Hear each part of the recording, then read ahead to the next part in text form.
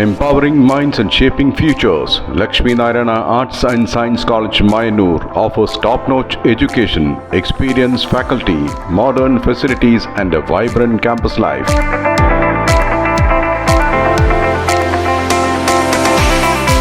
Join us for a journey of learning, growth and success.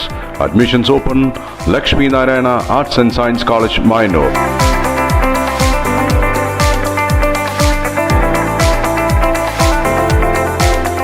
Ottapalam Cherpulassery road നവീകരണത്തിൽ അശാസ്ത്രീയത ആരോപിച്ചുകൊണ്ട് ഒറ്റപ്പാലത്തെ കോൺഗ്രസ് നേതാക്കൾ പൊതുമരാമത്ത് മന്ത്രി പി.കെ. ബഷീറിന് പരാതി നൽകി.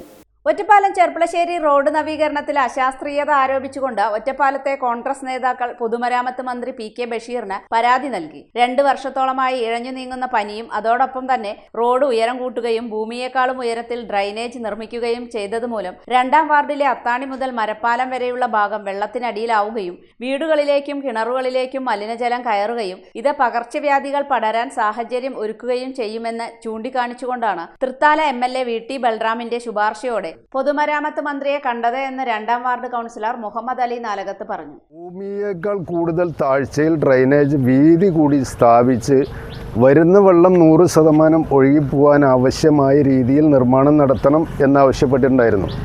അതൊന്നും ചെവിക്കൊള്ളാതെ അതൊന്നും മൈൻഡ് ചെയ്യാതെ ഈ നിർമ്മാണ പ്രവൃത്തിയുമായി മുന്നോട്ട് പോയതിൻ്റെ കാരണമാണ് ഇവിടെ ഇപ്പം മഴ പെയ്ത് തുടക്കം കാലവർഷം തുടങ്ങിയപ്പോഴേക്ക് തന്നെ അനുഭവിച്ചുകൊണ്ടിരിക്കുന്നത്.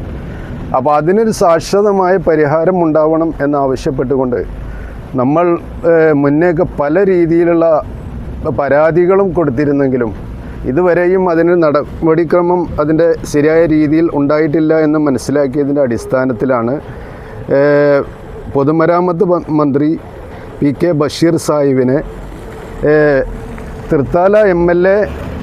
വി.ടി. ബൽറാമിനെ സമീപിച്ച് അദ്ദേഹത്തിൻ്റെ റെക്കമെൻഡ് ലെറ്ററോടുകൂടെ നമ്മൾ പരാതി സമർപ്പിച്ചിട്ടുള്ളത്.